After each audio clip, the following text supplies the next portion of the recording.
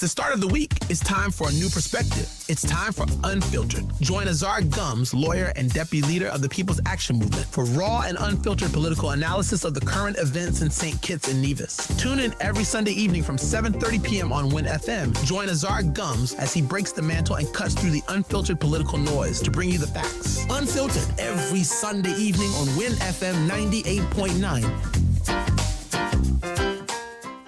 Lord, Escaden in a serious dilemma. But that the country been run by labor. This pure mayhem, scandal, disorder.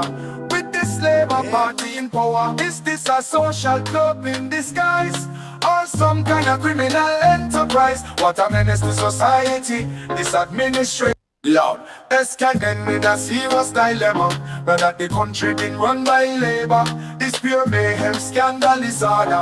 With this labor party in power, is this a social club in disguise?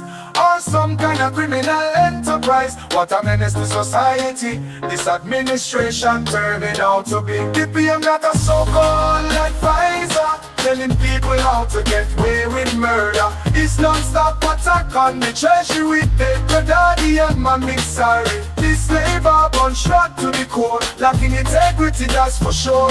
Economy start hard life crippling, we a collective menace, menace to society.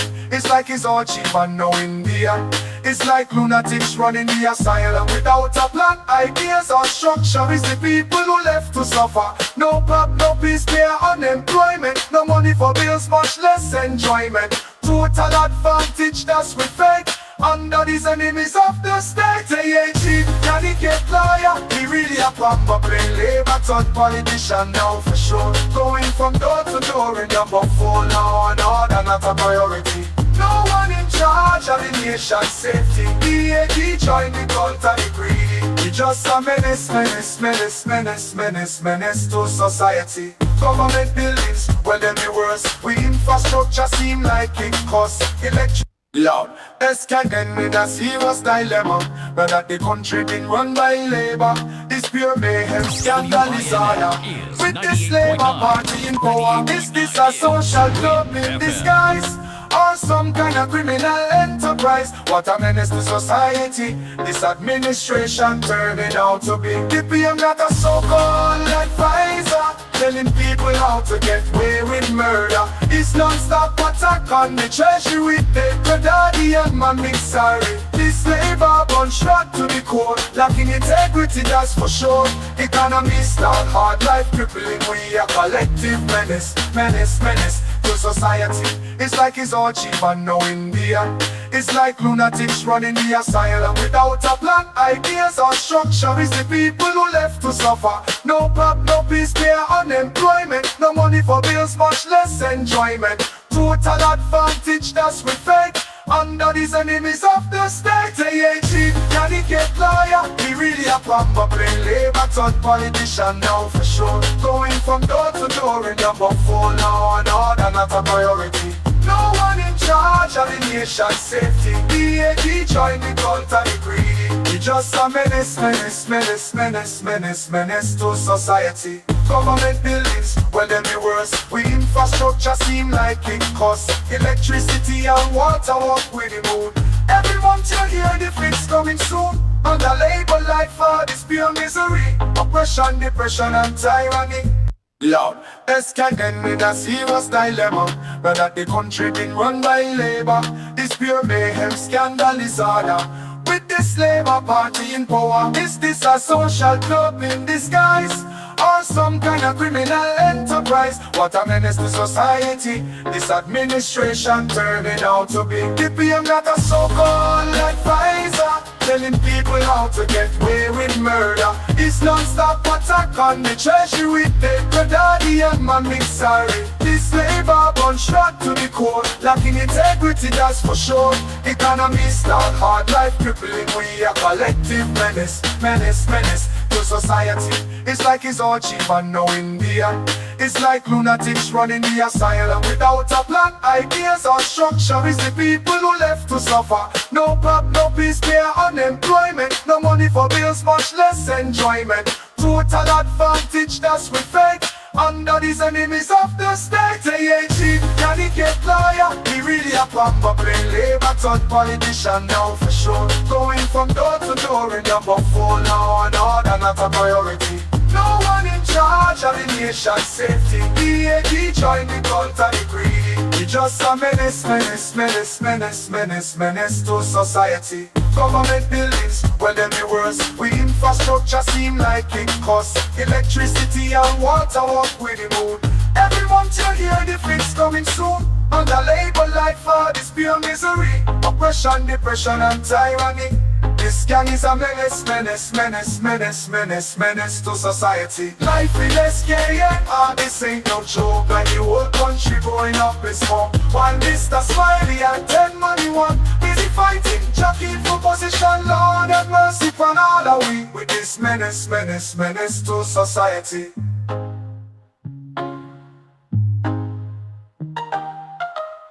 Government buildings, well them the worst. We infrastructure seem like it costs. Electricity and water walk with the moon. Every month you hear the fix coming soon. Under labor life for this pure misery. Oppression, depression and tyranny.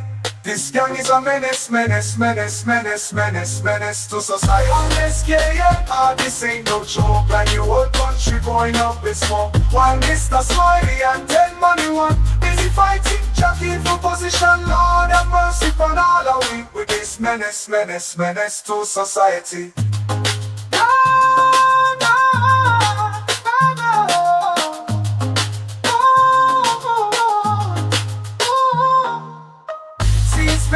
To society, them are enemies of the state. Lord of mercy, under the weight of the lies, they need their hand on show. They got to go, they got to go.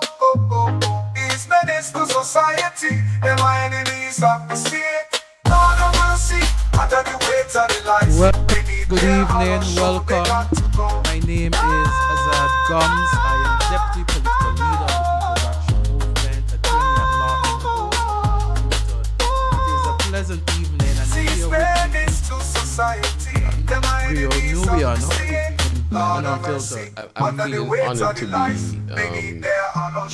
be co-hosting tonight with you. Yes, it's a conversation.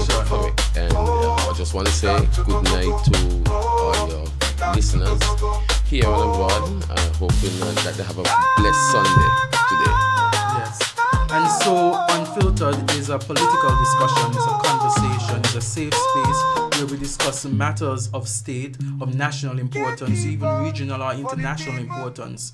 Is where we have facts, opinions, and we share our views on the matter. We are not here by fear. We are fearless in our pursuit to ensure that the government's feet are held to the fire. And so, Nubian, could you tell the audience something about you? Perhaps many of persons would have known you before, but what are some things that inspire you? Why you continue to fight on behalf of people? One of the main reasons that I continue to fight for poor people, to be specific, is that I grew up poor, very poor, below the poverty line, and in some instances for years didn't have electricity or running water. And my life changed drastically when a stranger who knew me and knew my family reached out and helped me. And so in finishing studying and coming back in Miss Ruth in Harris, finishing studying, coming back to St. Kitts, I realized that my life would have been much different if she did not put that helping hand to help me. So I've always made it my mission to give back and help as much people as possible. Yes, indeed, you have entered the realm of politics. Last election, you were the candidate for the PLP in 2022. So that was basically one of your reasons of entering politics? Right. It was just to help. Just to help. When you look at the neighborhood that I come from, which is McKnight, it's plagued with a lot of different traumas, plagued with a lot of different issues, a lot of different characters live in those neighborhoods, and it needs a lot of help. I've been helping, being the president of the football club, the Garden Hotspurs Football Club. I've done a lot of community initiatives. We have even did a match against violence in the community. So we have been trying, but a lot of the major decisions that could effect change in people's lives and livelihood and effect change in the quality of life that people have is you gotta get in the ring and put policies in place that could protect poor people at the end of the day. Well, for me, I have been a member in the past of the Youth Parliament Association, whereby I would have advocated on the behalf of young persons. I would have been one of those individuals who debated in the National Assembly, airing the views of young people on national debates stage, whereby we spoke about legislation, we spoke on legislation that would enhance St. Kitts and Nevis. I have always seen leadership as service, and even throughout my time, I have dedicated my time to serve others in whatever capacity I can and to mold and shape young people to become leaders, because I believe that leadership is important. Exactly. At this point in time, I stand as the deputy political leader of the People's Action Movement, having passed through the ranks. I was the assistant general secretary, then the deputy chairman, then chairman, and now deputy political leader. Just recently, after becoming the deputy political leader, I wrote to the People's Action Movement indicating my interest to be the next candidate for the People's Action Movement in constituency number 4. And so I have continued my work in terms of ensuring that, representing the persons. As an attorney, I see law as an avenue to represent persons. I see being a representative just that, representing persons, their needs and their concerns. Correct. And that's what it is. It's a selfless journey at the end of the day. Most people would look at politics like it's a what would I want to say? They look at it, well, it's you gain status and you get to fly on a plane. But for me, if you want to really commit yourself to service, it's a endless job, and it's a very, very difficult job if you want to do it good. I mean, you could go in and do all kind of crazy stuff, go on planes, travel around the world, come back and tell people about your exploits and what you did and what you want to do. But once your focus is on bettering the livelihood of persons that elected you, it's a very difficult job. Yes, it is. And we have seen whereby last election, the 2022 elections, of course you contested for that election, and you've seen where the Labour Party won. They won hands down. They won 6 seats in St. Kitts, and they have been underperforming. In fact, they have, during the election, they overpromised and now is under-delivering. Never before has an administration been so unpopular in such recent time. Yeah, even if you look at, they are about 2.5 years in. Yes. And all the other major political parties are in full gear, ready for an election. Yes. And that is indicative of their underperformance and their unpopularity amongst the electorate at this point in time. Yes. It's insane. Many of their promises are yet unfulfilled. Some of them have been dead on arrival. We look at what they said in terms of building the 2,400 homes.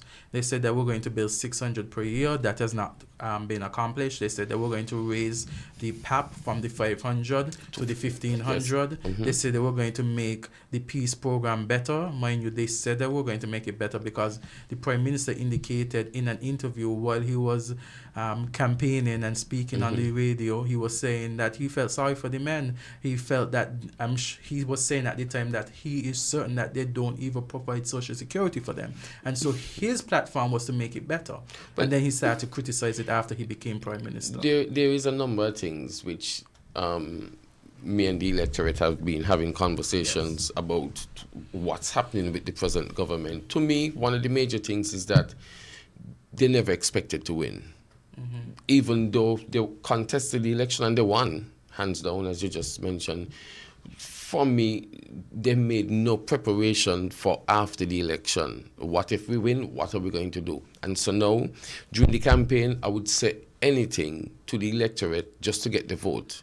Yes. And so it was a hit and miss, and they hit and they hit. And so they wasn't expected to win. When it comes to the peace program, they made a lot of promises, and even in other aspects of the governance, they made promises that they could not keep. And in addition to that, if they were listening to somebody, let's say like Douglas, or taking his advice into consideration, they would not be here today. But I guess it's inexperience and not willing to listen to those who know. In fact, a lot of persons would say, Nubian, that this administration is incompetent. It is the worst that St. Kitts it is the worst that St. Kitts has ever seen in the history of politics or governance. This administration is the worst by far. I mean, if you look at let's say if you look at Pam, yes, when Pam took control of St. Kitts, you saw leadership where, like Kennedy Simmons, he planted seeds that for trees that he might not even sit under. Yes. And those trees were for his grandchildren and his great-grandchildren, like the CBI, Port Sante. I'm glad you mentioned that. All those other areas. When you look at maternity leave for women. Correct. When you look at the school meal program, when you look at, the assistance for the sexy subject, all that was from the People's Action Movement. Correct. And as you said, I like to say that the People's Action Movement is the architect of a modern St. Kitts and Nevis. The People's Action Movement, we laid the foundation for St. Kitts to be built, ushering St. Kitts and Nevis into independence. Correct. And keeping the federation together. Right. And if you look at what crime was then, I mean, it's a different generation, but as soon as the People's Action Movement lost and Labour took over, then is when we had real crime and real gang-affiliated criminal activities. And then Labour lost, and then crime went down, and Labour got back in power, and crime went up. So they have no answer to those critical questions on how to keep us safe, how to keep us empowered, how to keep us economically alive. And something that you said, in addition to the number of homicides in terms of the increase, when Labour is in charge of the Federation of St. Kitts and Nevis, the economy suffers. Remember, during the time of Denzel Douglas and the Labour administration, we were by the IMF. Yes. In fact, it took a team unity administration Correct. to pay off the IMF and to stabilize the economy. Again, we're looking at where the Labour Party has been underperforming to the detriment of us, the citizens. Exactly. The economy has gotten worse than it has ever been. The CBI revenues have fallen, and we know that the CBI revenue account for majority of the revenue that we have here in St. Kitts and Nevis. Yes. And so it is my fear, and I hope it doesn't happen, but it is my fear that we may have even harder times ahead economically. Yeah, and that is the lack of vision, and that is the lack of leadership, and that's the lack of creativity. You understand? When you go and you speak to persons on a day-to-day basis, we have had hard times before.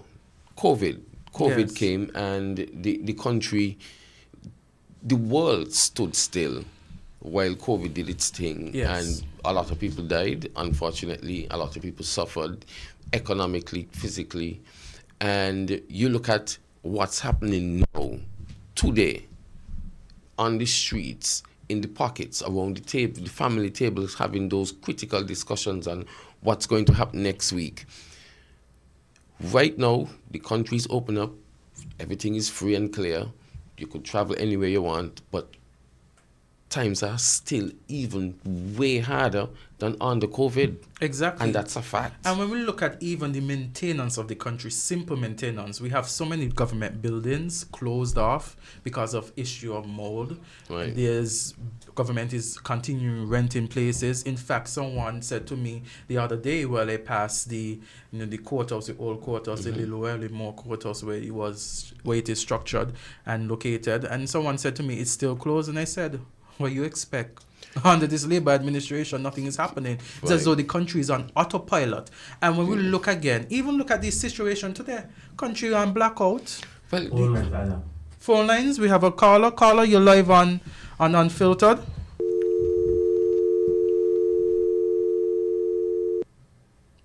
Missed that one. Caller? We missed that one. Okay, callers, you can call in to the program. The numbers are 7620989, 6620989. So you could call in. Again, look at it. The airport. Pictures were being circulated of Yes. the airport not having electricity. Well, you see, if it was on autopilot, there is a programming that should get us to our destination. It's not even on autopilot. It's like a empty vehicle. We are live on Unfiltered.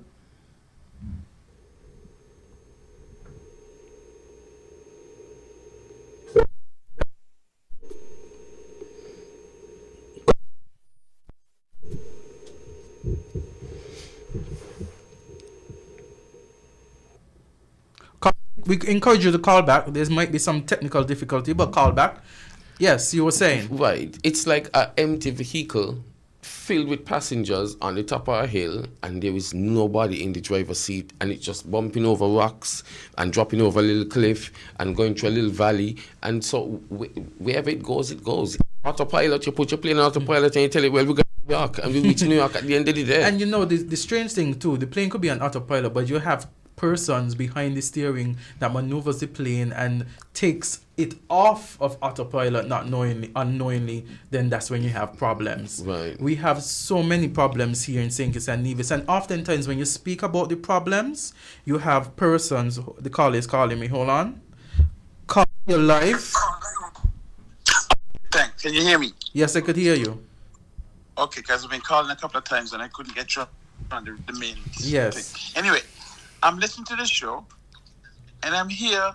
I'm getting angry as you guys speak, and I'm getting depressed at the same time. The thing is, I don't know if you guys understand the politics in St. Kitts. In St. Kitts, what y'all doing right now, y'all playing basketball on the football field. You're talking about how Labour not doing this, and Labour this, and all the bad stuff about Labour. Labour people do not care about that. They don't. Generally, not all. Generally, they don't care about that. They don't do anything and win. They tell us, let me be specific and call names. You put a, back in my younger days, you put a pig in a barrel, mark Labour, and Labour people are supposed to vote for it. Those are things that happened. It happened that 2022. You had Natasha and you had Jeffrey. They voted for Jeffrey. I mean, come on. What quality did Jeffrey bring to the field? There's nothing he brought to the field. But they voted for him. And it happened before. I don't call the other people's name, but it happened before. Let me tell you, President. So, what I keep telling Pam has to bring to the forefront. Stop criticizing Labour. It make them better. That's what they like. They do stupidness. They got the Attorney General there who tell you, shut up, don't talk, don't do your phone. They don't care about that. They discuss double salary. They ain't interested in double salary. They come with a BBW crap. And they're happy with it. The Labour people most of the Labour, not all, because all Labour people are not that ignorant. But most of them are going along with it. Pam, the only way Pam could win an election in St. Kitts, not the only way, they of course have to do other stuff, is like what Simmons did in 1980. Simmons said he was going to abolish income tax. People was happy for that. Everybody was happy for that. Another thing that was done, school meal. School meal. We the ones who introduced school meal. Constance Mitchell was the one who talked about and could get maternity leave and that kind of stuff. And you could, if you get a child, you get back. These are the kind of stuff that we, Pam, need to talk today. In 2025, we need to come with ideas. Talk about our ideas. We only have 2.5 years technically. If we get a kid, Labour don't have. I think you said last Sunday, Azad, to Peter Wickham. You said to him that you don't see Labour winning the next election because they haven't done anything. Labour don't need to do nothing, and we need to understand that. That's all I can say for now. I'll just talk on Facebook. I'll talk to you. Thank you so much, It's Rusty. really nice. But hold on, it's really nice to hear you guys talking about what Labour not doing, and that's just fuel for Labour. Mm-hmm. Thank you, Don't Rusty. give them fuel. Thank you. Okay, sure. Yes. Yes, and that's Rusty. He has shared his opinion, but we have to talk about the things that Labour aren't doing, because persons need to understand that this administration is not for them. This administration, in their less than 2 years in office, focused on increasing their salary rather than serving the people of St. Kitts and Nevis and putting their focus on the people's business. It's like one of my constituents told me that the captain of the ship is the last man that comes off the ship. So what this administration is effectively doing is making sure they have their half. Well, think stuff, let me make sure that I am okay financially. So I increase my salary so that I can deal with all my financial issues. You jump off the ship and get to where you need to get to on your own. You figure that you're out.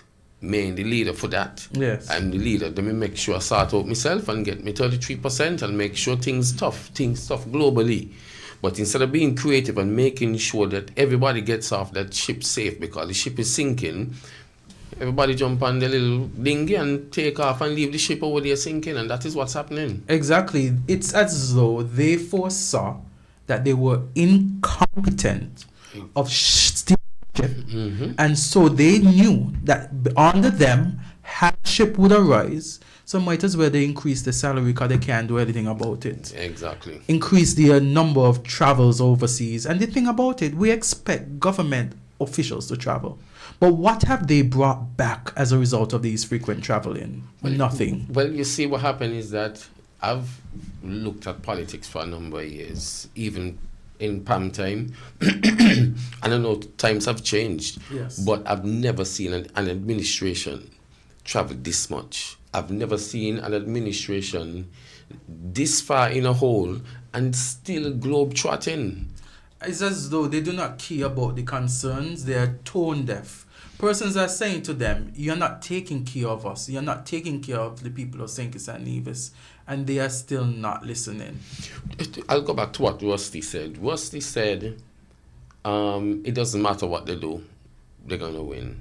And in some ways, he's speaking from the past and probably even the present. And so they know that they don't have to perform because PAM people are going to always vote for PAM. And I don't have to perform for Labour people either because they're going to take all the knockout, and at the end of the day, they're going to come back and vote for us still. And who don't vote for us, we can bring in planes and make up the vote that we need to win. So at the end of the day, we're going to win. And that's a sad reality, because when you criticize persons, this Labour administration, I like to say they are defenders of Labour on Facebook. You criticize, you said what is not happening, what you want to see happen, and many persons, supporters, are defenders. They come under and they defend, they compare. One person, even when you talk about the blackout today on the island, and you talk about the airport, the international airport without electricity, the generator, I'm told, was out of diesel. And if that is true, Nubian, what about the maintenance? What about the checks and balances? Exactly. I am then told that diesel was on its way to be transported to the airport, and then it spilled, and then they had a cleanup just outside there, and that there were trucks out there to ensure that they didn't go alight, a flame. And so we have to wonder, what are these persons doing? They're in government and they're not serving the people. And it's a sad reality if Labour supporters are going to defend them and just defend them when they themselves are hurting. Well, you see what I find, and even during last election, they have people on the payroll. So as soon as AZARD Gumms says something, a text go, AZARD talking. So find something to say and say it. Find anything to say and just say it. And so they have that machinery, social media machinery, that try to come and put in noise whenever anybody is talking. And That's the people exactly of what St. it Kitts and is. Nevis, I want to believe that the younger generation, the generation that is here and to come, are different. They are expecting results. We can't be paying persons more for less. They've increased their salary, and persons say, you talk about their increase in salary, and yes, that's significant. Because you are getting paid more and producing less. Where else in the world you give people more for less? Well, you see, in St. Kitts, because any leader, I'm not even going to say an astute leader, but any leader with two common sense, not the five, just two common sense would understand why things hard globally. So what we have to start doing is tightening up the belt, and every little that we could create around this circle, make sure it goes to the residents and citizens of St. Kitts and Nevis. But you see, they had 1.4 billion EC dollars to build the same low-income houses. Who got the contract? The Trinidadians. At the end of the day, that $1.4 billion could have done wonders for our economy, because we would have gone the traditional route, probably did do some modification to the design so we get better low-income houses. Those low-income houses, the blocks and steel can make the building smart. Exactly. It is based on the technology that you put in those houses. And so instead of looking for us here to make sure that our economy stays afloat, our citizens could pay and eat and send the children to school and go and patronize the mom and pop shops and the bars on the strip and keep our economy afloat, that wasn't their objective at the end of the day. Exactly, and that is so sad, because we are here as citizens, and we are facing the brunt of it. Yes. And let me tell you how it is. Today is Sunday. We have persons who are cooking at home. Because, persons in constituency 4 message me. They said to me, AZARD, today is a Sunday. We're here cooking and we can't cook because no electricity. And persons are saying not even with notice. And we understand that they might have mishap. But so often there are mishaps. So often that now it is seen like a luxury to have electricity and water. Right. But as some persons rightly pointed out, we didn't have this much outages on the team Unity. I remember in 2009 when Sean was the Minister of Public Works. Exactly, and I remember in 2009, about 2010. It was Lights Gone Again. We had a Calypso song, and that was on the label. Yes. It's like it's as though they follow the trend every time. Yes. I remember they said Lights Gone Again, Blackout Again, and gone were those days, I thought. Yeah.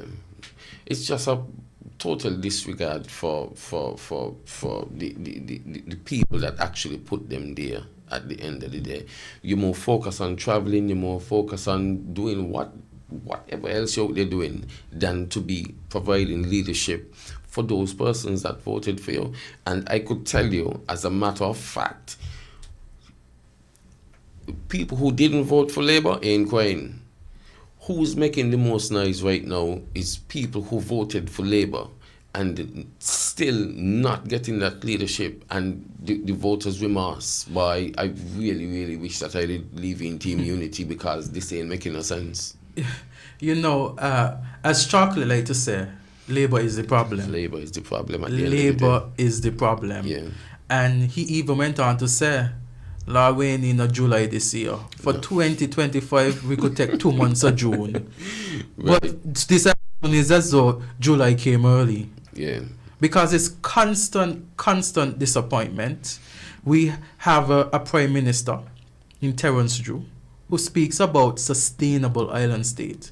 Every press conference he comes on, sustainable island state. He speaks to the media, sustainable island state. Just last week, I could count the number of times he mentioned sustainable island state. You see what happened, sorry to cut you off. There is the sustainable island state phrase. There is the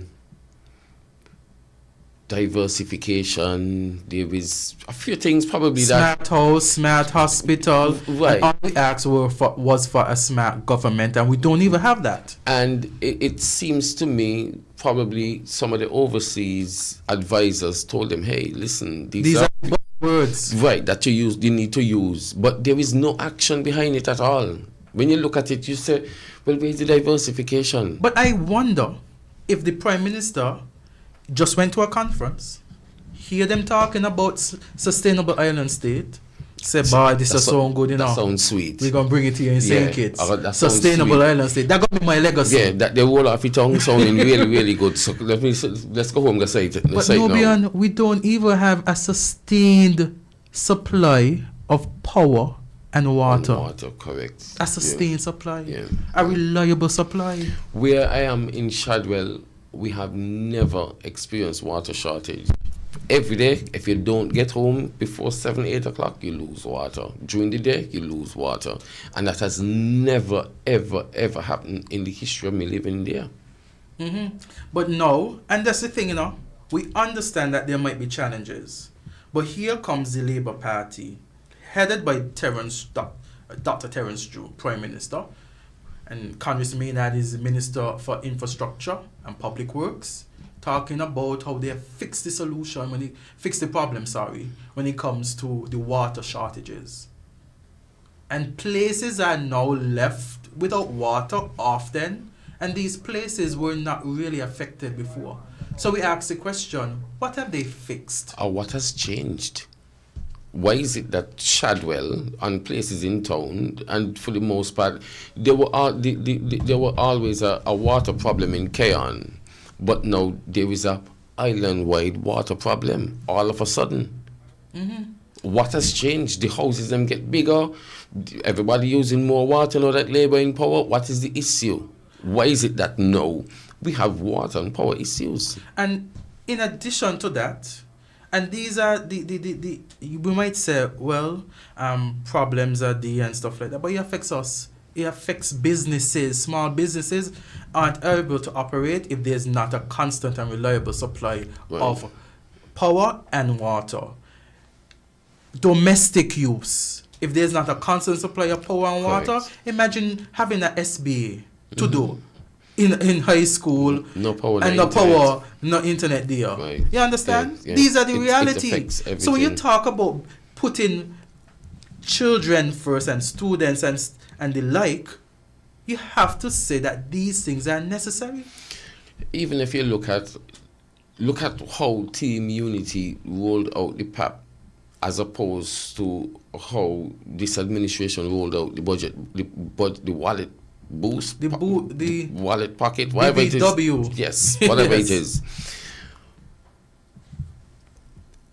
On the Team Unity, you get your $500, and you could use that $500 anywhere you wish to use it. You could use it in Rams, Horsford, TDC, down in McKnight, on the strip, on the agro strip, in the public market, anywhere you want to use it. You could use it and use it to catch bus or you to pay your mortgage. Mm-hmm. With this BPW, whatever it is, BBW, you could only use it in specific areas. So they're dictating how you're going to use it. So here is it now. If I have a plumber next door and I really want to fix the plumbing in my house, I can't.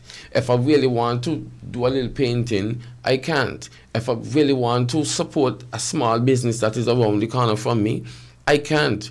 And so the monies, most of it, still stays up at the top, out of the reach of the small businesses that is the fabric and holds our economy together.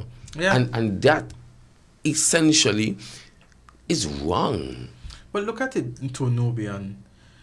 The administration, the Labour administration, is giving persons who earn $5,000 and less to $50,000, but couldn't sustain the PAP program for so many. And there's so many persons who come to me, especially in my constituency, that talk about not being able to benefit from the program anymore. And when they say that they can't benefit from the program, they look at the ministers who increase their salary. Yep. So it goes around again. Because and then they look at the country whereby they now can enjoy basic commodities like water and electricity. But they're seeing these ministers travel about the place. Where else would you hire persons to market for you, leave and try to sell your company, but then when you give them, when they travel, they come back with nothing? They come back with nothing but a passport that has been stamped, that they have arrived, and that they left. Yeah. Nothing. There is nothing to show. At this point in time, I can't see what is this administration's major achievement halfway in. They have none. It's like what they call in the US a lame duck government. They are good at highlighting nothing. In this sense, and why I said that, right? You have a prime minister who gives you a list of things that are soon to come, but never come. And it's as though his announcement of things soon to come is enough. So if we talk about a smart hospital, soon come. We put out the plans as they did for the smart hospital. But it's as though putting out the plans and talking about it and putting it in the minds of persons, that's enough. So there's no construction yet of the smart hospital. So we put out plans about these smart houses, but there's no construction yet for these smart houses. Stick a pin. I've always questioned what is a smart house and what is a smart hospital. What I have heard is that the construction method is a new method and you're not going to use blocks. That does not make it a smart house. You could take a wooden house and make it a smart house. It's based on the technology that you put inside that house. Keyless entry. You could use your cell phone and turn on all your ACs before you get home.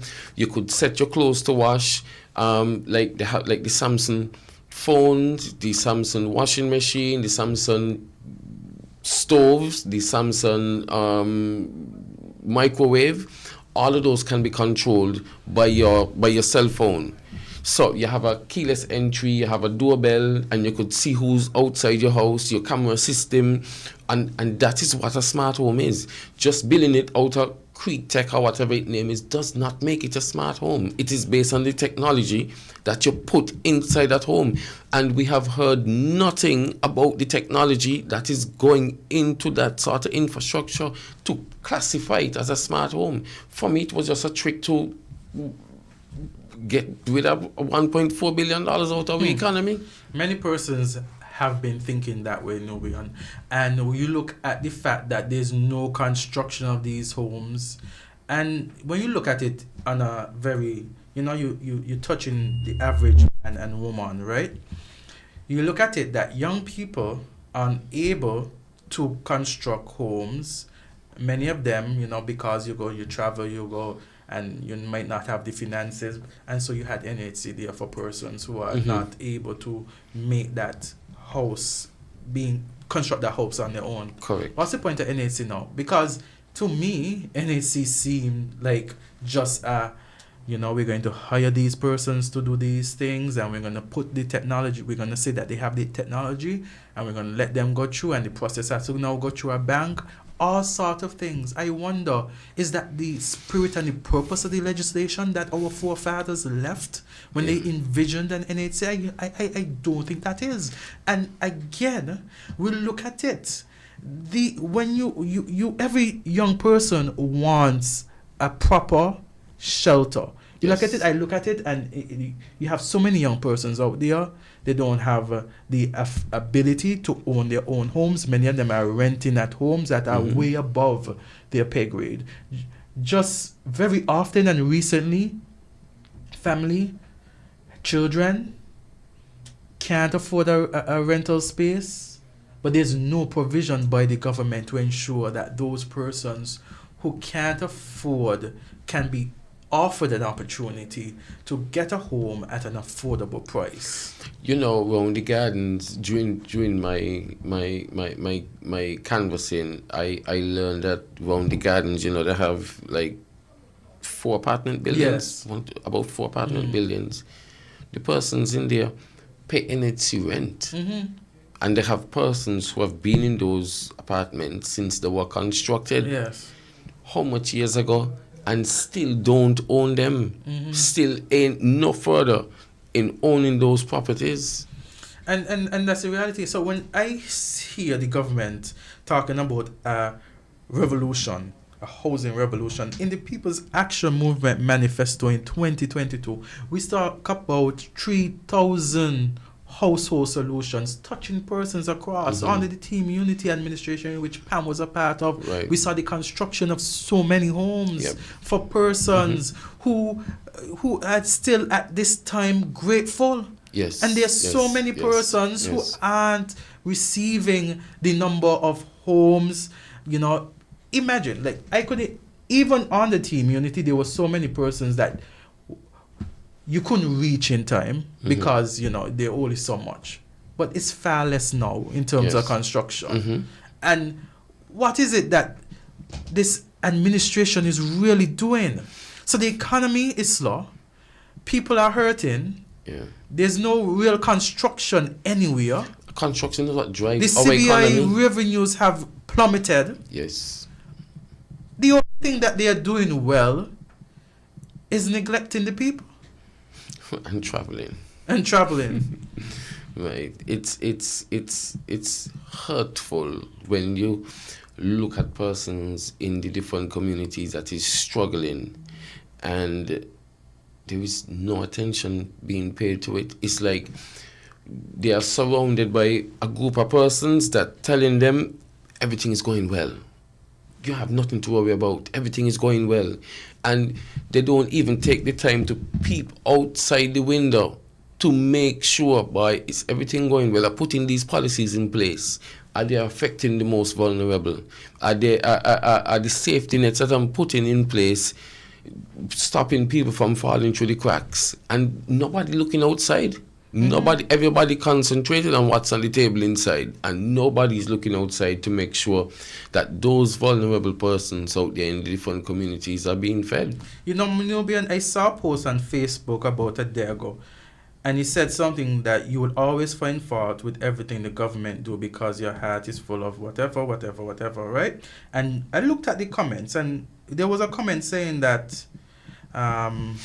name the PLP supporters that criticize everything PLP does publicly and then say that they're with Tim or PLP. So that was a comment. And I looked at it and I made my comment too, because I am thinking to myself, are Labour supporters, if they are Labour supporters, shouldn't Labour supporters be able to criticize Labour and not feel targeted? And I asked the question, what kind of party is Labour running? A political party is not a cult. So you must be able to be a part of a political party, and if the party isn't doing right by you, you should be able to speak out and not feel targeted. Any day. Because a good leader listens and could differentiate what is constructive criticism and what is negative criticism and operate accordingly. Now, you could come here and say, boy, Nubian, you got a lot of pimples in your face. And then I mean, pimples in my face, I mean, take on that, and I don't have to argue with you. But you could say, Nubian, you got a lot of pimples in your face, you need to deal with that. Yes. You understand? And I could say, okay, cool, I'm going to get a cream or whatever it is to get rid of the pimples. But with this Labour administration, as you say a word or you give a bad eye or a bad look, you're in the bad books and you start to get victimized. Yesterday we had a public meeting, a pop-up meeting as we call it, in constituency number 5, Sandy Point. And the Honourable Dr. Sean Richards made mention of a permanent secretary, Jasmine Weeks. She has been home for some time, a qualified individual, a permanent secretary, current, I would assume, still a permanent secretary. She was permanent secretary in trade. Home. Right. And persons talk about Labour and the victimization that they receive. That is something that is real. You are a trained professional in your country. Because you support a party that's not in government, you should not be given the opportunity to work. It's sad because and it goes back to on the team unity. How much persons were victimized on the team unity, and look at what's going on now. And I can't even argue too much with what's going on with Miss Weeks, because there are persons from the Labour administration who only say and they get sent home too. You understand? And it's that you like one of the advisors say, oh yeah, you're unreasonable when people start asking about the double salary. You're unreasonable, but you almost double your salary. But me asking for double salary is being unreasonable. You should not say anything at all. You should just sit down, let a little sheep, and suck it up and deal with it. Exactly. And so this administration is really trying to test the will of the people in terms of frustrating them, making them feel, or making us feel as though we are not to say anything at all. No. But that cannot be right. Well, it cannot be right. Be accepted. And what I've been hearing right now, in the different communities that I travel to, people not having it. So if this administration feel as though, well, we're going to just bring in people on a plane, it's not going to work. We're going to win automatically. It is with what's going on presently today. If Labour call an election tomorrow, they would not be successful. And it's their persons who feeling that hard squeeze right now, because everybody from PLP and PAM had made peace, Labour won, and so we're going to get Willicks, and we're taking Willicks. And that is it. Who making this thing right now is those persons that they're squeezing still. And there's so many former Labour supporters, or maybe even Labour supporters still, who are speaking out and who have spoken out. I remember, so many videos going viral about Labour persons speaking about their own treatment under their government. Yeah. And it's real. And I mean, when you look at the performances of these ministers, look at constituency number 4. We have a minister of sports in the Honorable Samuel Duggins, agriculture and creative economy. And the Ministry of Agriculture is not doing well. He tooted at 25 by 25 agenda that he went overseas. I think it was Trinidad. He heard about it and started talking about it here. During his budget address, he had more smiles and giggles, more pictures about him and his farm or wherever farm, was more like a Samuel meet and greet than the actual analysis of where he wants to take agriculture. And so when I look at what he is doing and look at sports, a lot of persons are complaining basic things like getting the infrastructure right is a problem under his leadership. Just last year, the sports were held in Nevis, and I have no problem with sports being held in Nevis. Right. But the short notice that organizers were under to change a location, change up the logistics, while he just comes with his fancy suit, probably new shoes, with his sunglasses, and just flash a smile, waves his hand, while the persons who have to make sure that this now comes off effectively are the ones who have to carry the bulk. Yeah. And so when you look at the inexperience, the incompetence of these ministers, is the technocrats, it's the persons behind the scenes who have to stress themselves out, so to speak, to ensure that things are functioning. Yeah. There is this disregard for the technocrats. There's this disregard for simple decency. I mean, you should go around your community. You should see. You should be able to visualize. Listen, what I'm doing in Parliament, the legislation that I'm putting in place, are they effective? Is there a trickle-down effect? Is there a trickle-up effect? What is happening out there? You put markers in your community and you try to pinpoint, am I affecting these persons' life positively or negatively? And there is none of that. None of that. People are out there suffering hard. And that within itself will fuel crime.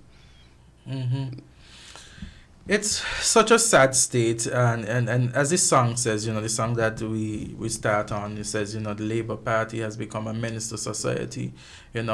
We in St. Kitts and Nevis, we're in a dilemma because the country is being ran by Labour, and it's such a hard dilemma whereby we have to wait Well, it's about halfway time now, so we're halfway through unless the Prime Minister decides to end the hardship and ring the bell. You understand? Then we have to wait and endure this hardship under Labour. But, I mean, there's so many persons, you talk to them on the road and persons are fed up. It's overwhelming how fed up persons are of this administration in just a short time. And even if you look within this Labour government, I've been hearing that there is, the Jew Labour and the Douglas Labour, because there are persons who just can't understand, hey, you've got such a golden opportunity. Why you're not doing anything with it? Why you're not even talking to Douglas? Why you're not even taking advice from Douglas? You understand? And so I know it all. You just come in, any new candidate getting into office, it's a new experience, it's a new field of play. So you have to speak to those who are there before you have to be able to take advice. You have to be able to sit down and analyze and ask for help. And they're not asking for help. And so the isolated Douglas throw him in a corner, and then they're just bamboozling everybody and not doing it properly, not governing properly. Well, the incompetence is clearly showing of this administration, and their lack of empathy, compassion, to ensure that they get the things right. In fact, when you look at special advisors that they have appointed basically persons who are party loyalists without any, when I look at it, I would think that if it is that this is a team that not really, when you look at their background, maybe not sound or experience in finance, would want to have advisors that would be experienced in finance. Correct. Would be advising them on things that they're not into their career path, you understand? And so I honestly, when Team Unity lost and Labour won, and Dr. Drew had been victorious, I said to myself, wow, this is an opportunity. It's a young set of persons. They're going to take the country forward. They're going to do all they can to ensure that they remain in power. And within months, I'm like, wow, they have not taken this golden opportunity. They have taken this golden opportunity for granted. Right. And what we did when Team Unity in 2015 took the government, we made significant strides forward with the economy, COVID, crime, healthcare, a bunch of different aspects. And what they effectively did in 2.5 years, they erased the 7 years of plenty. Hopefully it's not 7 years of famine. Hopefully it's much less. Well, much less. We wanted, they've erased the 7 years of plenty and given us 2.5 years. Well, these 2.5 years feel like 7 years of famine. Yes. Trust me. The economy is at a state where, and you hear it daily. People, nobody running again, but we really, really need back people in government who really going to be looking for poor people genuinely. Because December, January, February, the hardship, the lack of funds, the lack of circulation of monies in the economy, they have never seen it in all these lives, in all these years that they've been living in St. Kitts and Nevis. You talk about it and the double salary, and it's a situation where if you know you're not going to pay a double salary, because persons would expect it based on the times of Team Unity, paying double salary became the norm. When Dr. Drew came into government, he paid double salary not even in December. He paid it in November, and so he paid it early. After that, he gave out $1,000 for Independence parties. He then gave $500 for the CBI dividends. So persons were thinking, wow, this is something that we could look forward to and stuff like that.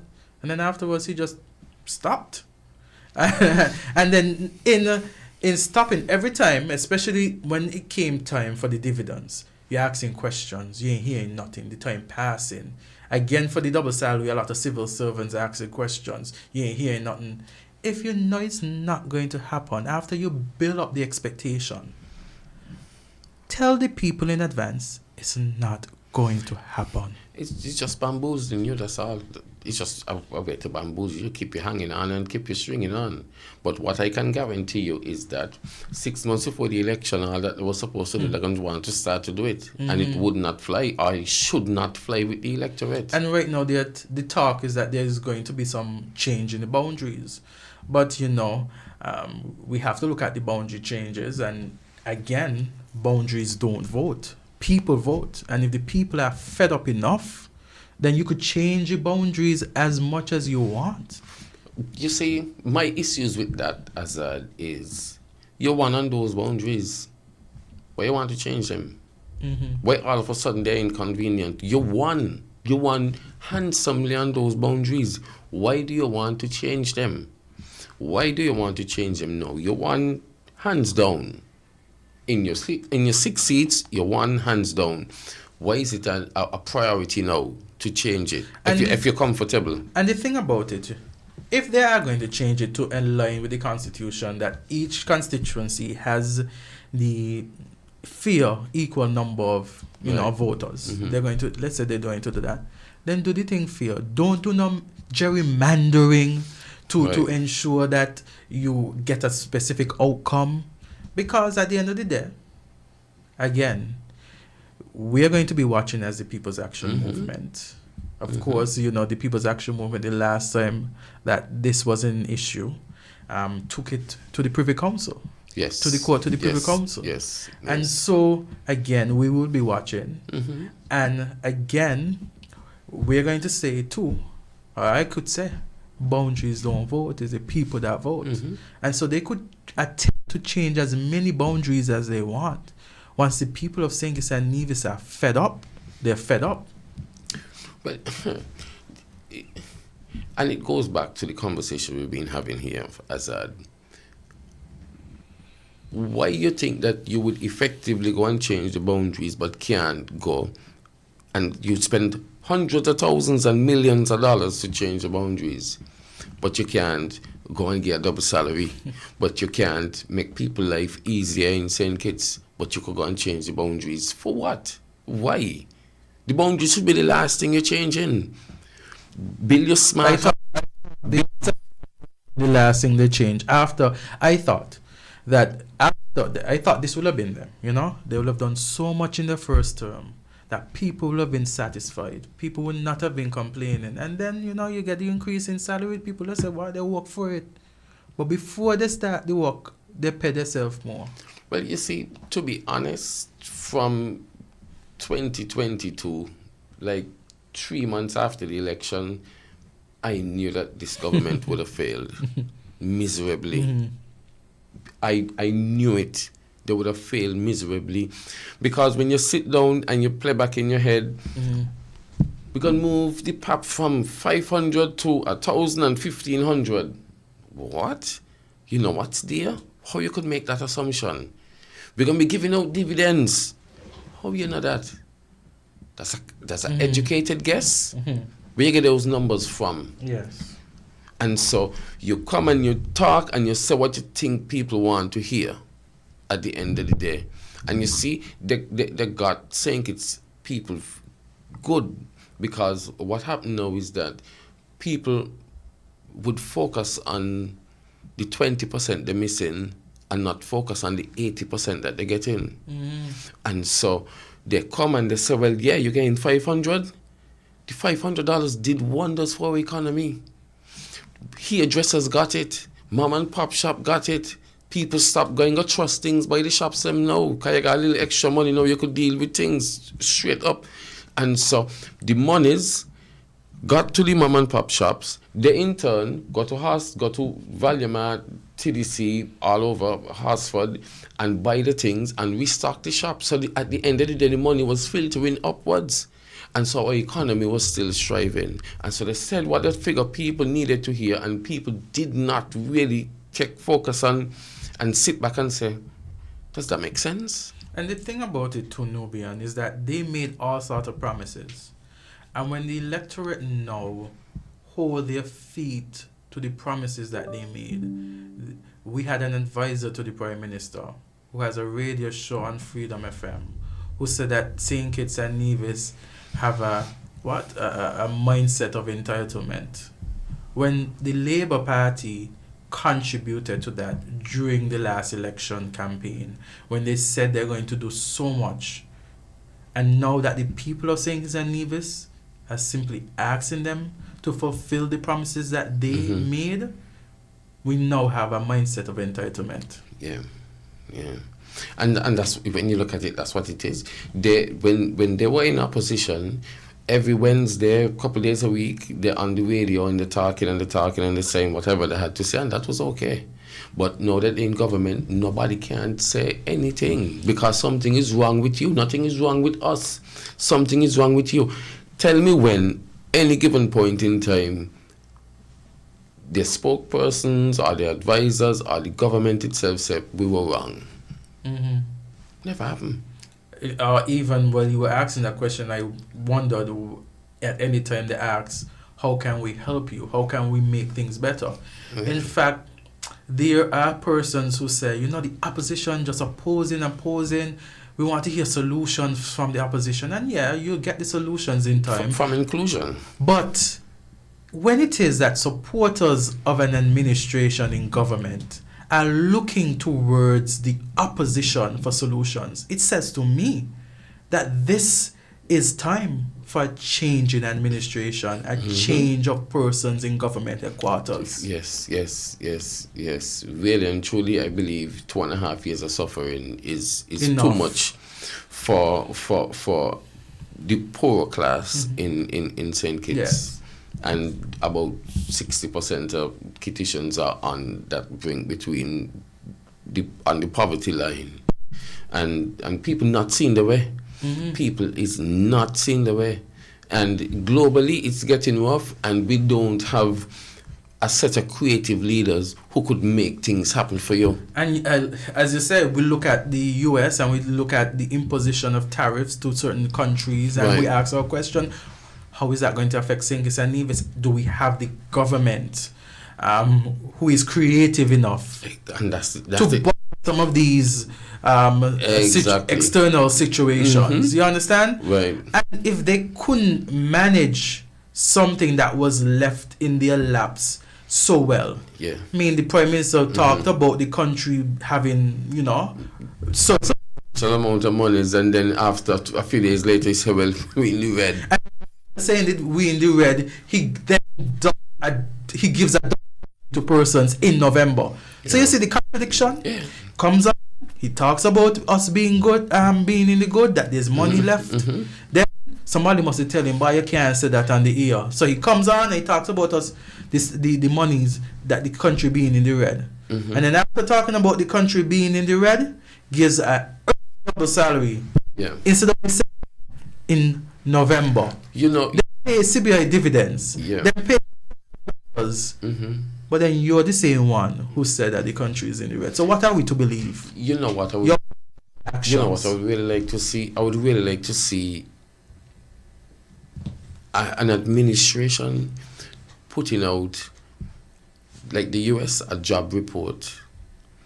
They go to Inland Revenue on a monthly basis and say how much new companies or how much new businesses is being formed, how much poor people getting an opportunity to have a small business, or the total opposite, how much small businesses out there closing because they just can't see the way. A lot of small businesses, I know. If you're on the ground, you see persons moving, people leaving. I know. People saying that they're suffering. And that is the main indicator that what you're doing or your creativity is on point, or you're just doing nonsense. And it is sad because as persons in the country, the vast majority aren't doing well. You have a subset minority whose ears are in the sky, not on the ground,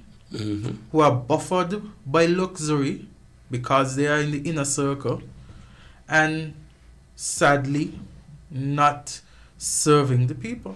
Well, and there is also a subset who has been traumatized by other political parties And so they didn't get opportunities to go to study, they didn't get opportunities to own houses, and they got it from Labour, and Pam do me this, and they could never vote for Pam, and Pam do this, and Simmons did this, and Dwyer Stefan did this, and Sam Conda did this, and Azad did that, and Sean did this, and Tim did this, and so there is that existing trauma that passed down from generation to generation, and that is something as young politicians that we have to be able to break and overcome and speak to people frank. Hey, listen, if I have to apologize for what Simmons did, or if I have to apologize for what Tim did, let me apologize now. I'm not accountable for what he did, but I understand what you're saying, and I feel what you're saying. And so that trauma, at what point in time it's going to break? Because what happens is that those persons ain't listening to the message. They don't care about policies. I just care that my government in power to jam them. Because you can jam Pam for us, and Douglas can jam Simmons for us, and Tim can jam whoever for us. Because me, I would never vote for them. Why you wouldn't vote for them? Not them there, by them there don't do me this, and them they don't do me grandmother that, and my grandmother tell me that. And so it's not about policies. It's like a football team. I in Spurs, and I would never support a Newtown team, never support a village team, because I Spurs still are dead. Spurs doing good or doing bad, poor I'm a green shot still. It's not about policy. It's not about they're doing good for the country. It's that Bradshaw gonna jam Simmons for me. And we gotta get away from that. You say it correctly, because you look at it and there are some persons who say, oh, we need a new party, we need a new this, because, I can't vote for this and I can't vote for that. And you look at it and you say, well, those persons who would have wronged you are no longer in the forefront of the party. Yes. We have new persons, you understand? So if it is that these new persons are good enough to start a new party for you, why aren't they good enough to lead an existing party for Correct. better? Yes. And that is what it is. We have to be able to reach to those persons and have frank and honest conversations about what we want to do and what type of leadership we want to provide for them, because it is critical. Because in your mind as a parent, I want you jam Shani, because Shani is the leader of Pam, and we're gonna jam Pam because Pam do me grandmother that. You got kids coming up. Is this Labour administration facilitating progress for your kids? Is this Labour administration facilitating progress in your community? Can they keep you safe? Can they provide scholarships? Can they provide avenues for you to become an entrepreneur? Can they provide anything positive in your life at this point in time? Outside of seeing how Dubai look in pictures, because the minister just stand up and take a picture. Can they keep your electricity on and your water flowing? The answer to that is no. The answer to that is no. So we got to shift away from party politics and start electing persons who care about people. Because what happens normally, and what happened last election, is that, and Rusty said it, is a lot of square pegs in round hole. Well, this person come from good stock.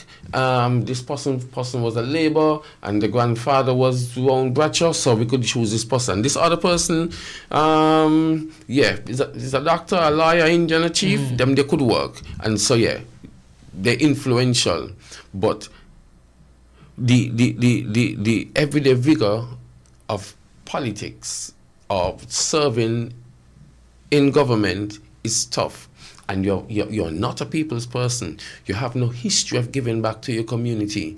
So put that combination together, it's a recipe for disaster. And you would never go back down in your constituency. You would never look for them because you have never looked for them in the past. And the thing about it, Newben, you see persons, before they win, they're out in the constituency. Well, I could talk about the current representative. Before he won, he out in the constituency number 4 all the time. Now he has won.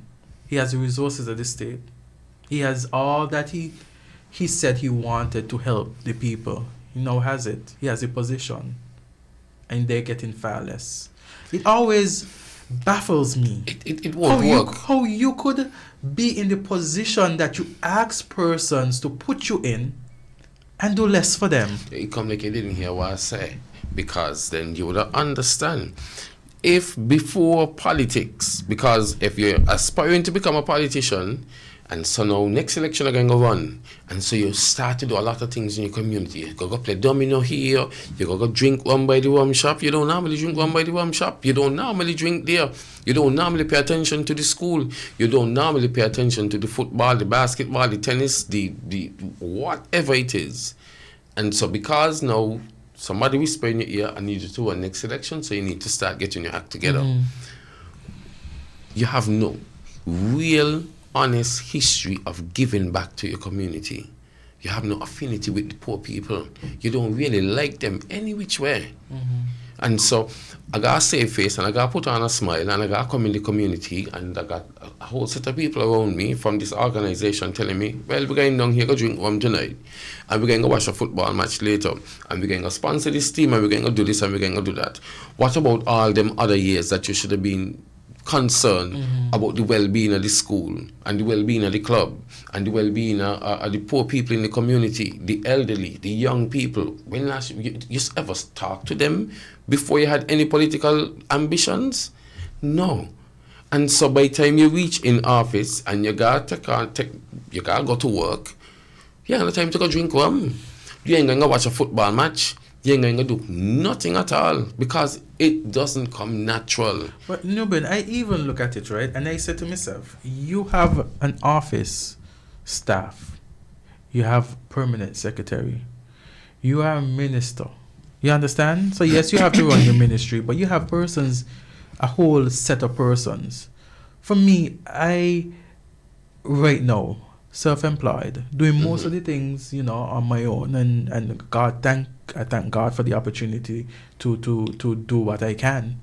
But I said to myself, imagine if you have a staff, a group of persons, a whole resources for the country. You know how much you could do? And so it always baffles me that you have the resources and you're doing far less than those persons who do not. Listen, and probably it might bring it full circle. There is a difference between Dr. Drew and Dr. Douglas. Dr. Douglas is a personable person. Even during the campaign, me and Douglas was talking and laughing and making jokes. Never took it serious. In the sense, we took the politics serious, but politics has never gotten between us in the sense where we may talking to because of this. And you could stop him anywhere and have a conversation with him. He was always accessible. Timothy Harris is the same thing. Sam Conda, the same thing. The Honorable Sean, the same thing. And there's a difference between those breed of politicians who understand that fine line between serving your constituency and serving the country on that level. And they know and they understand, listen, I gotta go back in the constituency. I gotta figure out if what I have and what I'm doing, is it working? I gotta go and figure out who falling through the cracks and deal with it. There's a fight cross there, and that might...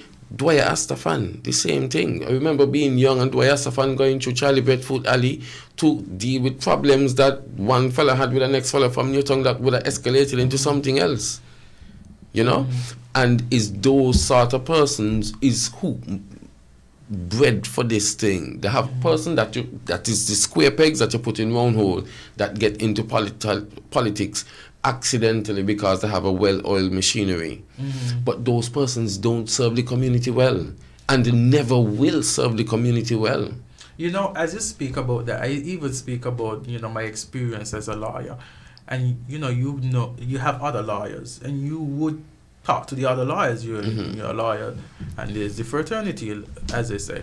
But then when you're in there to do your client's business, you do your cross-examination, you do your examination in chief. You are there to represent your client at the best, your ability. At the end of the day, for me at least, when the court makes a judgment, we could talk, wherever, but for that moment, you are representing your clients in the same way, as you say, there's the politics. You're representing your constituents. You're talking on behalf of your constituents. Yes. So no one make is on behalf of them. And so no one should be upset when you speak on behalf of the people you represent. And so I can understand, you know, you and Douglas meeting and talking, because at the end of the day, he's focused on his politics in terms of representing his people, and Correct. you're doing the same thing. Yeah. And it isn't personal where, well, we can't coexist in St. Kitts. If I win off, we can't coexist in St. Kitts if you lose. We should, after the day after the election, the main focus should be aimed at how can I improve the lives and livelihood of every person living here. Yes. And contributing to our economy. How can I improve? I got a platform, how can I make it better? And as a matter of fact, that should be a main focus. But at the end of 5 years, I want my actions to speak for me. I want my actions to come and say, like, I got $1 million in surplus. Thank you. And look at the end of these 5 years, I have $12 million in surplus. You should vote for me again, not on changing boundaries, but my actions throughout this whole 5 years that you gave me. That is more than enough time to affect change in the livelihood of the families that you represent. You know, and as you said that, my mind goes back. For every position that I have had, I always thought to myself, what is it that you want to be said after you exit this position? You understand? What is it that you want persons to take from it? And in serving, especially, and of course I've said that I've submitted applications to the People's Action Movement to be its candidate for constituency number 4 in the upcoming election. And if successful, that would mean that, you know, contesting the general election. Correct. In constituency number 4. And if successful at that, then it would be how best can I serve my people to ensure that when I do leave, because I don't intend, if successful, to be in there forever. Right. But when I do leave, how is it that you have made the persons in that community, and by extension the people of St. Kitts and Nevis' lives better? Exactly. And that should be the end result. And that should be the goal. And that should be the main focus. I also have the intention of contesting the next upcoming general election. The dynamics, I'm still working through it, but I will contest the next general election. There's voters remorse in my constituency on an unimaginable level, and persons are not comfortable with the representation that they are getting, and even persons who told me, boy,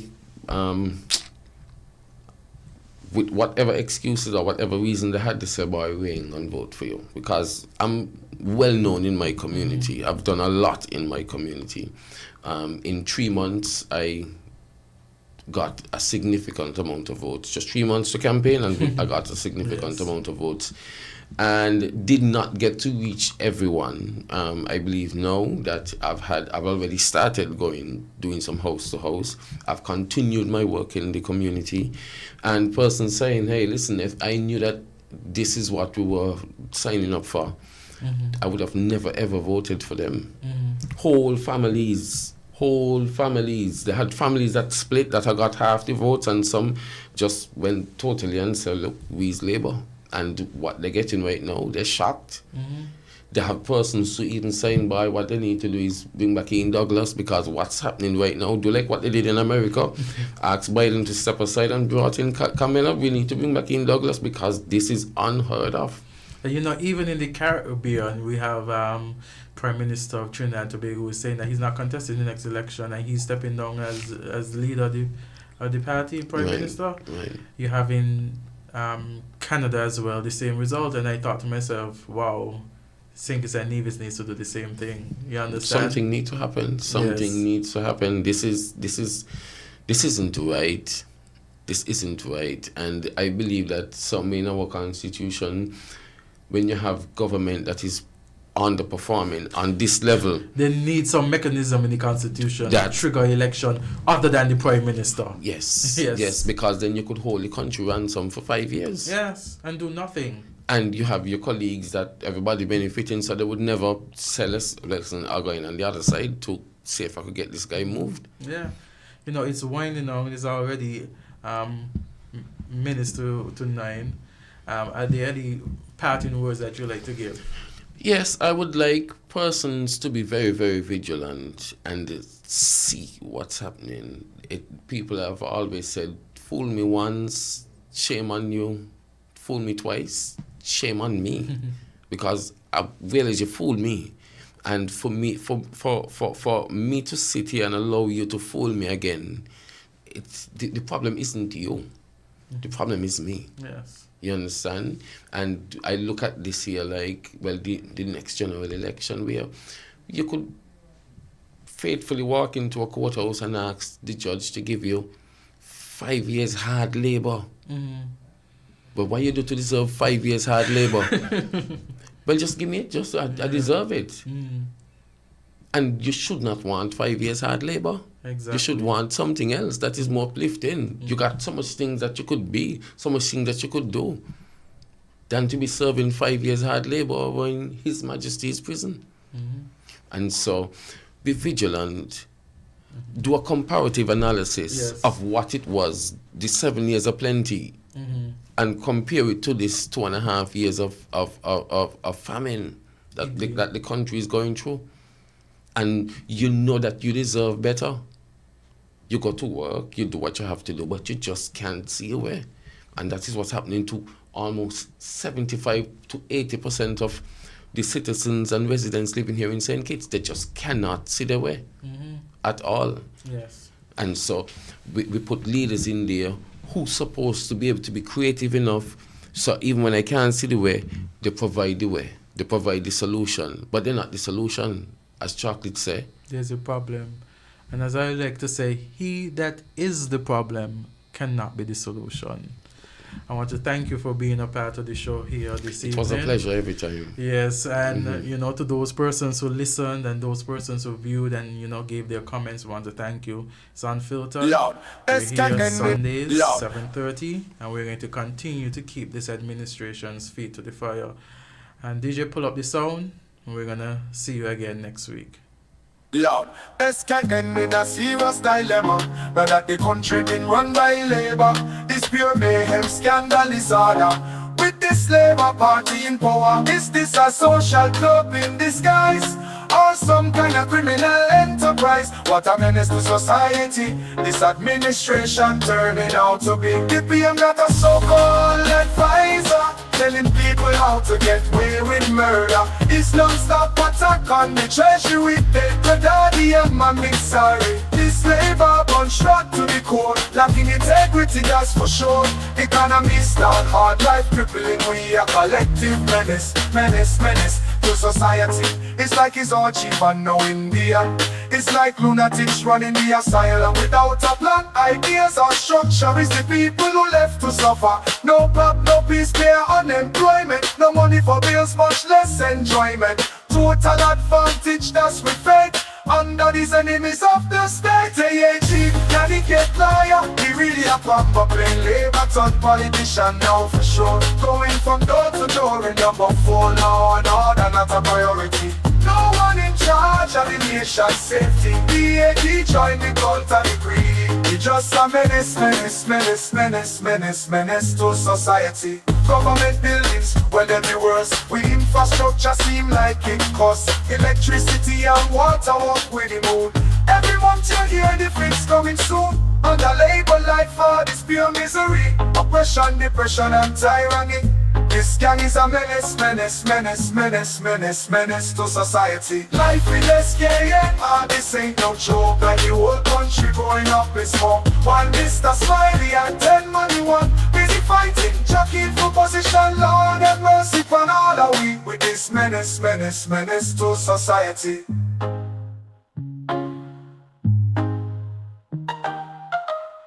Government buildings, well them the worst. We infrastructure seem like it costs. Electricity and water walk with the moon. Every month you hear the fix coming soon. Under labor life for this pure misery. Oppression, depression and tyranny. This gang is a menace to society. On SKN, this ain't no joke. Like the whole country growing up is smoke. One Mr. Smiley and 10 money one. Busy we fighting, jockeying for position. Lord have mercy upon all of we with this menace to society.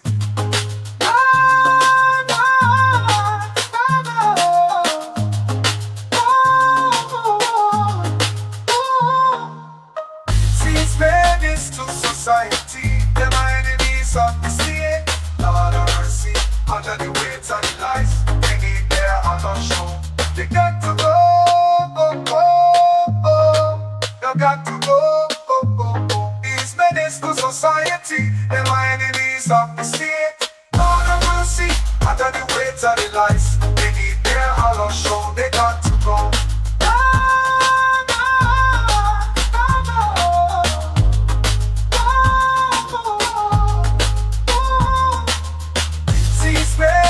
Society, them are enemies of the state. Lord have mercy, under the weight of the lies. They need their honor show. They got to go, oh. They got to go, oh. Got to go, oh. They got to go, oh.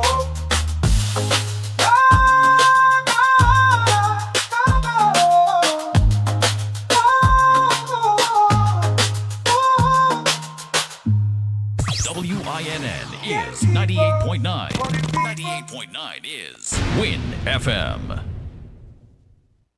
Adventures in history.